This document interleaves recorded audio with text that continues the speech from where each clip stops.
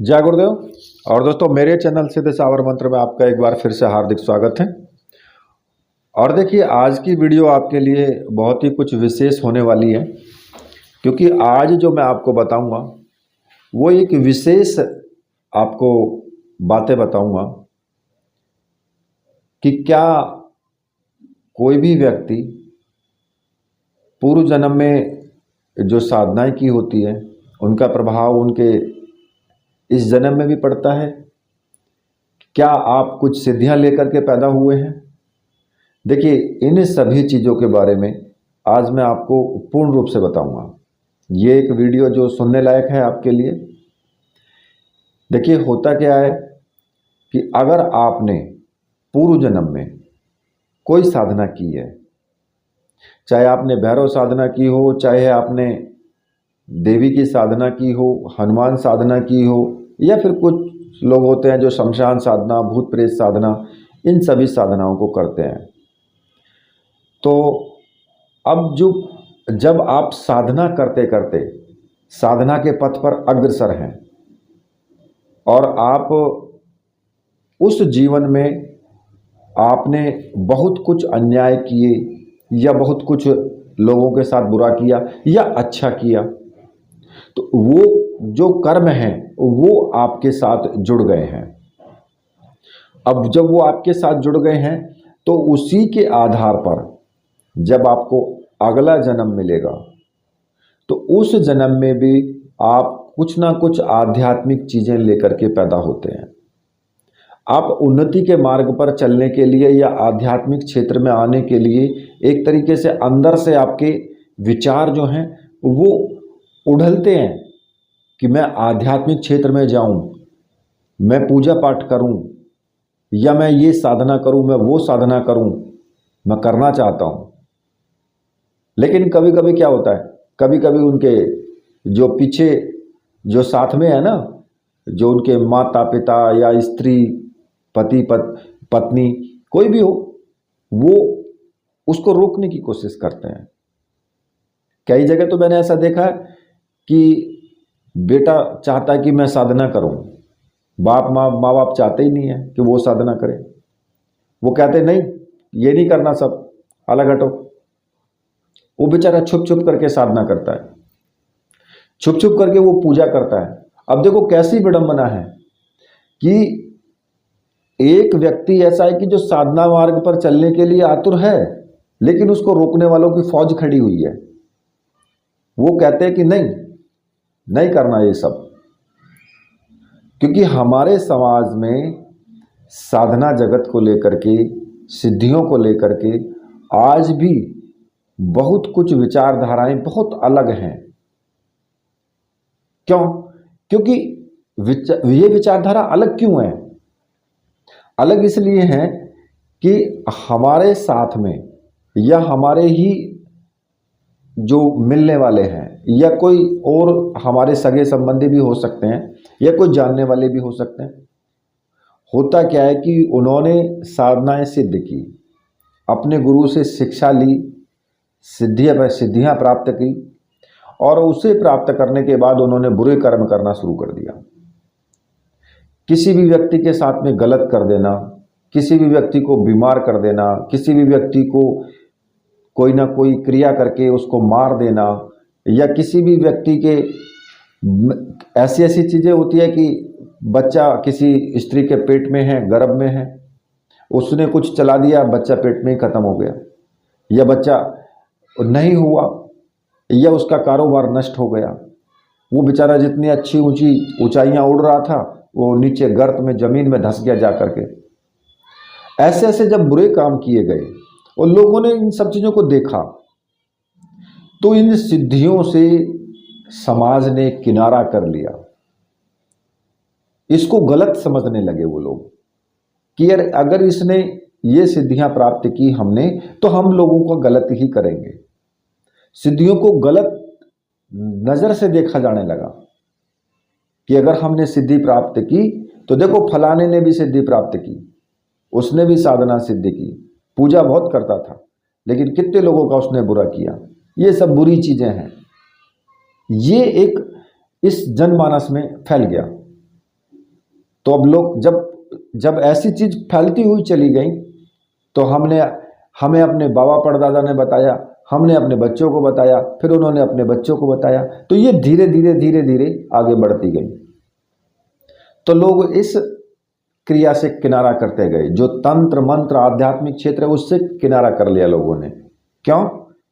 क्योंकि इसको गलत देखा जाने लगा। उनके माइंड में, उनके दिमाग में जो इसकी छवि बन गई वो गलत बन गई कि ये सब गलत है। अब लेकिन गलत है नहीं।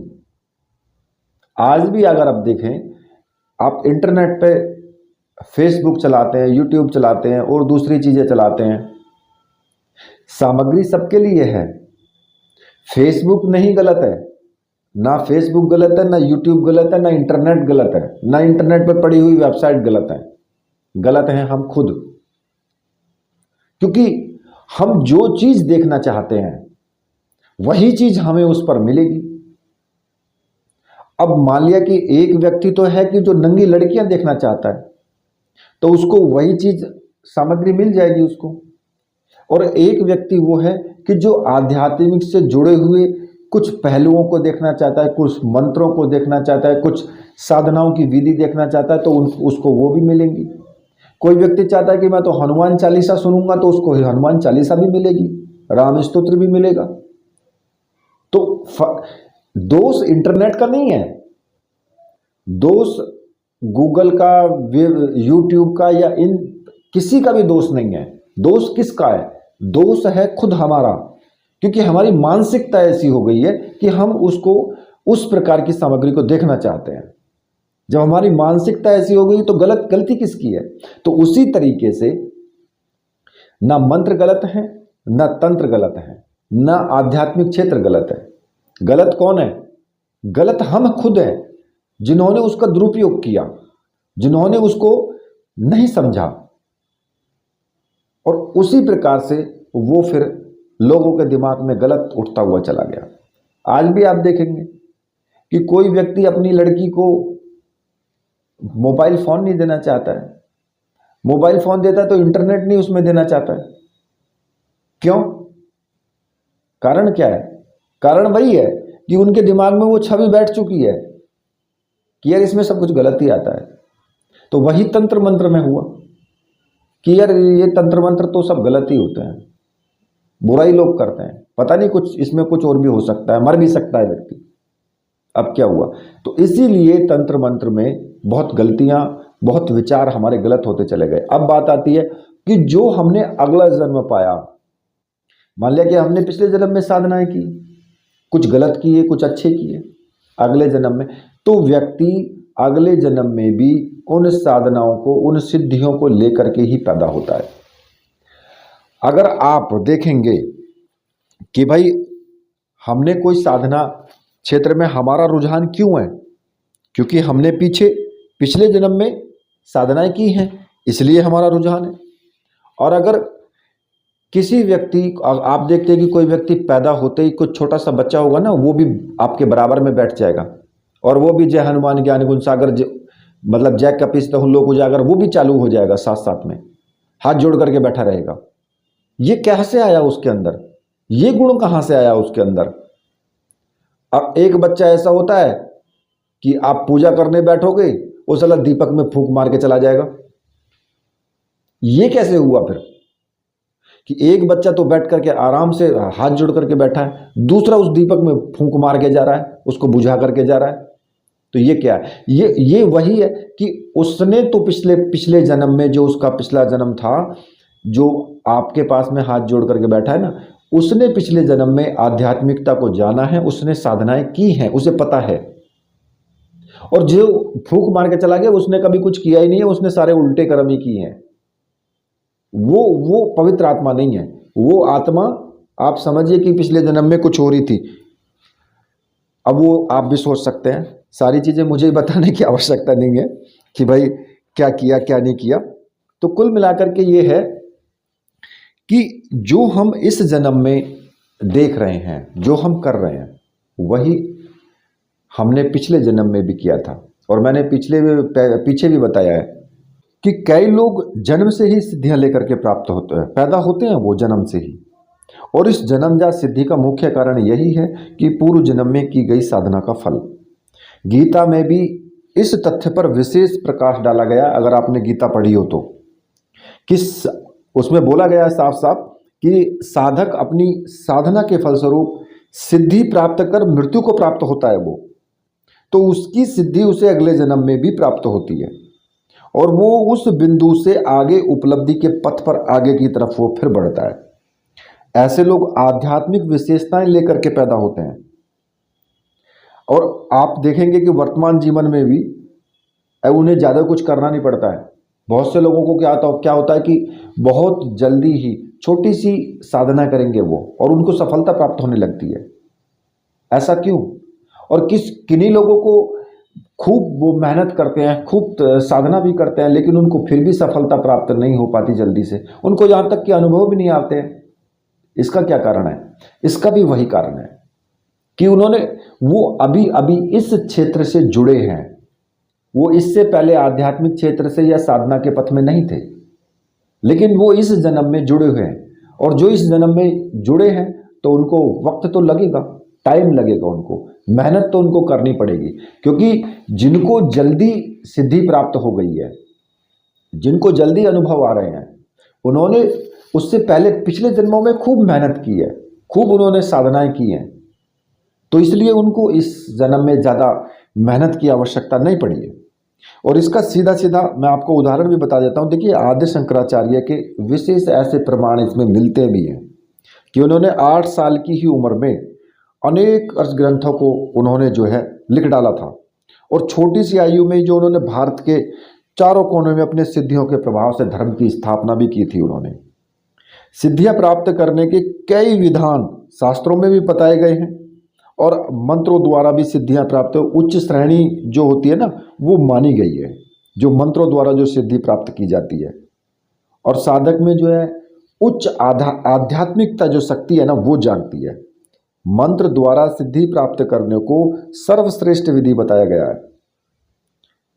ठीक है, देखिए, जन्म या अन्य विधानों द्वारा जो सिद्धियां साधक पर, जिन पर नियंत्रण नहीं करता वो, उसका नियंत्रण नहीं रहता सिद्धियों पर, वो कब चली जाएंगी कहाँ नहीं जा सकता है।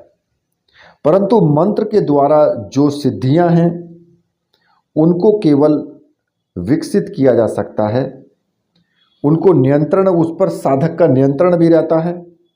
अब सिद्धिदाता कौन है? जो गुरु हैं, जो मंत्र देते हैं, जो तंत्र का ज्ञान तो मंत्र ही है, तंत्र का ज्ञान जो है वो मंत्र ही है।